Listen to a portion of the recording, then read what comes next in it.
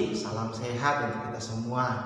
Sebelum kita memulai kegiatan pelajaran kita pada hari ini, jangan lupa untuk berdoa ya, supaya Tuhan memberikan kita kekuatan, kesehatan, ketekunan dalam belajar. Nah, pada hari ini kita akan belajar materi kelas 5 tema 1, organ gerak hewan dan manusia, untuk mata pelajaran bahasa Indonesia. Pada mata pelajaran bahasa Indonesia ini kita akan belajar 3 hal.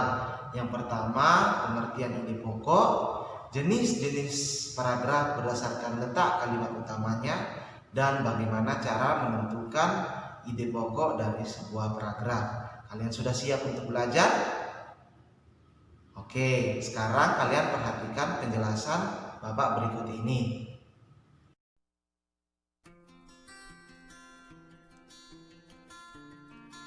Baik anak-anak, kali ini kita akan belajar materi kelas 5 tema 1, organ gerak hewan dan manusia. Subtema 1, organ gerak hewan, untuk muatan pelajaran bahasa Indonesia. Adapun kompetensi dasar yang akan dicapai untuk KD pengetahuan 3.1 menentukan pokok pikiran dalam teks lisan dan tulis. Sedangkan untuk KD keterampilannya 4.1 menyajikan hasil identifikasi pokok pikiran dalam teks tulis dan lisan secara lisan, tulis, dan visual.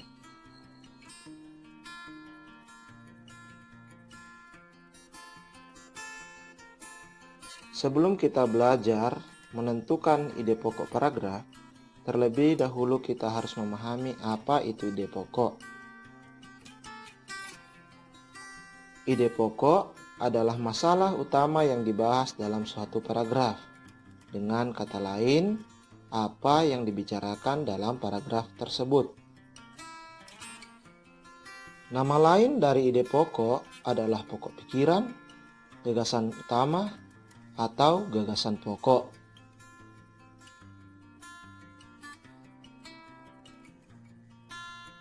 Dalam pengembangan sebuah paragraf, ide pokok disajikan atau dituangkan dalam bentuk sebuah kalimat utama. Sebuah paragraf terdiri dari satu kalimat utama dan beberapa kalimat penjelas. Kalimat utama biasanya berbentuk pernyataan umum.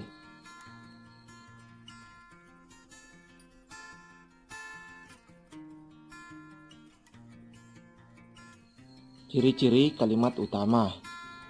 Yang pertama, mewakili isi bacaan. Yang kedua, bisa berdiri sendiri. Dan yang ketiga, menjadi kalimat yang dikembangkan atau dijelaskan oleh kalimat lain.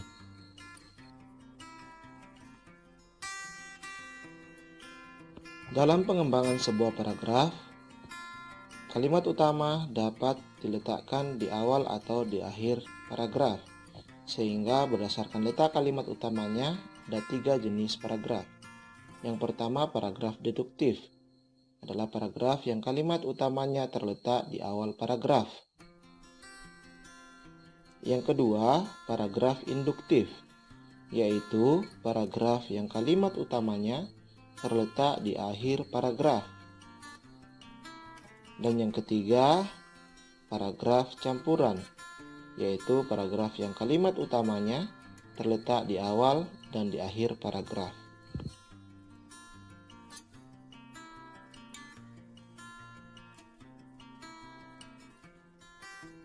Berikut contoh paragraf deduktif. Penyalahgunaan narkoba bisa menyebabkan dampak negatif bagi yang menggunakan. Salah satu akibat yang ditimbulkan dari penyalahgunaan narkoba adalah adanya gangguan mental. Pengguna bisa mengalami kondisi mental yang membuatnya terlihat seperti orang gila. Narkoba pun jadi pemicu perilaku aneh para pengguna yang bisa merugikan orang lain, bahkan diri sendiri. Jika diperhatikan, pernyataan umum ada pada kalimat pertama, sehingga kalimat utama dari paragraf ini adalah penyalahgunaan narkoba bisa menyebabkan dampak negatif bagi yang menggunakan. Kalimat kedua dan seterusnya merupakan kalimat penjelas atau pengembang.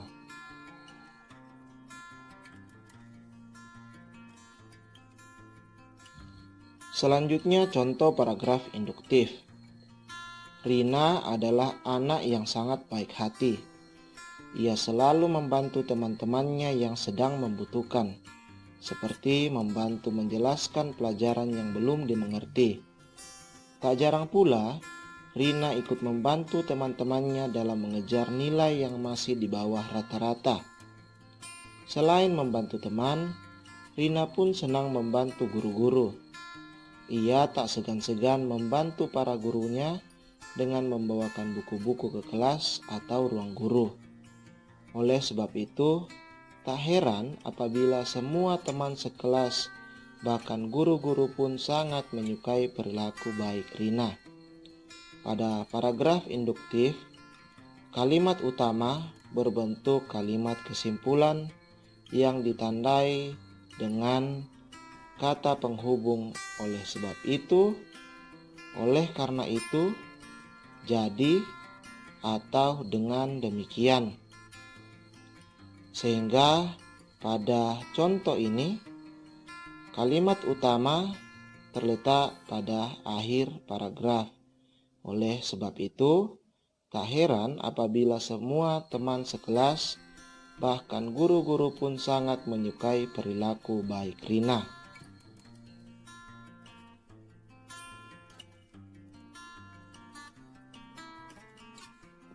Yang terakhir, contoh paragraf campuran. Hutan memiliki peran yang sangat penting bagi semua makhluk hidup yang ada di dunia ini. Penebangan hutan dengan cara yang ilegal dan secara terus-menerus mengakibatkan hutan akan mengalami kegundulan. Padahal, hutan memiliki fungsi yang sangat penting dalam mencegah bencana tanah longsor, pemanasan global, dan merupakan habitat dari berbagai jenis hewan dan tumbuhan yang bermanfaat bagi kehidupan manusia. Oleh sebab itu, hutan sangat wajib untuk dijaga kelestariannya karena berperan sangat penting dalam berlangsungnya sebuah kehidupan manusia, hewan, serta tumbuhan. Pada paragraf campuran, kalimat utamanya terletak pada awal paragraf yang kemudian ditegaskan kembali di akhir paragraf, sehingga pada paragraf campuran, kalimat utama yang berada pada awal paragraf dan kalimat utama yang berada pada akhir paragraf memiliki makna yang sama.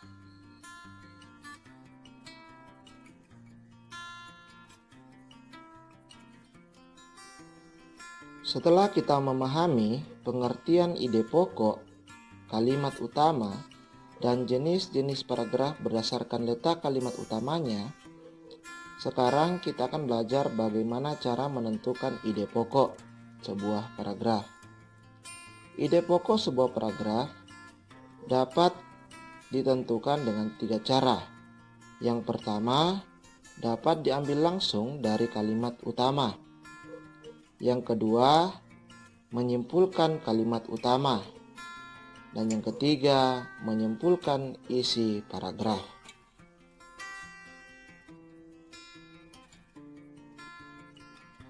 Berikut contoh paragraf yang kalimat utamanya diambil langsung dari kalimat utama. Salah satu ciri dari makhluk hidup adalah bergerak.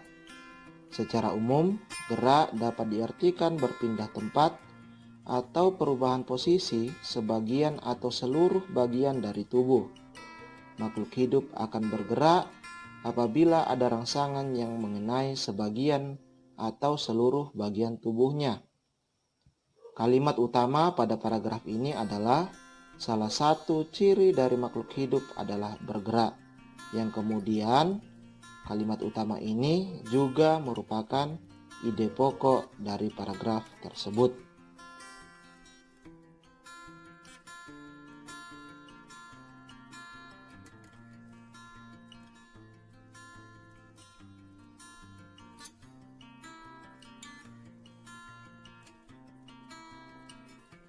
Selanjutnya berikut contoh paragraf yang ide pokoknya ditentukan dengan cara menyimpulkan kalimat utama.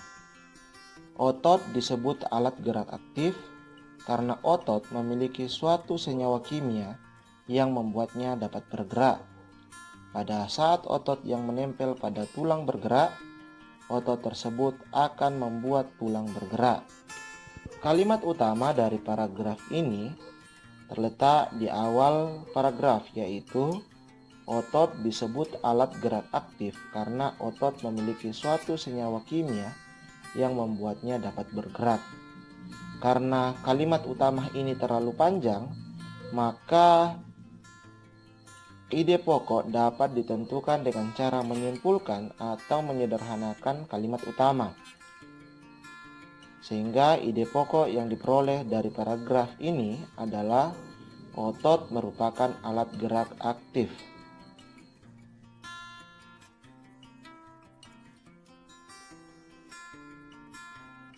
Yang terakhir, contoh paragraf yang ide pokoknya ditentukan dengan cara menyimpulkan isi paragraf. Ini adalah hewan berkaki 4. Hewan ini termasuk hewan herbivora atau pemakan tumbuh-tumbuhan. Dagingnya menjadi komoditas pokok di Indonesia. Hewan ini adalah sapi. Nah, jika diperhatikan secara keseluruhan, paragraf ini bicara tentang sapi. Dan jika diperhatikan lebih jauh, pernyataan umum terletak pada akhir paragraf. Pada kalimat hewan ini adalah sapi. Namun kalimat utama ini tidak bisa mewakili seluruh isi paragraf, sehingga ide pokoknya harus ditentukan dengan cara menyimpulkan isi paragraf secara keseluruhan. Nah, jika diperhatikan secara keseluruhan isi paragraf, maka ide pokok dari paragraf ini adalah ciri-ciri sapi. Oke anak-anak, bagaimana? Kalian sudah mengerti dengan penjelasan Bapak tadi? Semoga kalian bisa memahami dan mengerti dengan baik penjelasan tersebut. Selanjutnya, kita akan mendalami materi tersebut melalui penjelasan yang Bapak akan berikan melalui grup WA maupun grup Messenger. Semoga kita tetap sehat, tetap perhatikan protokol kesehatan penanganan COVID-19. Salam sehat, Tuhan berkati.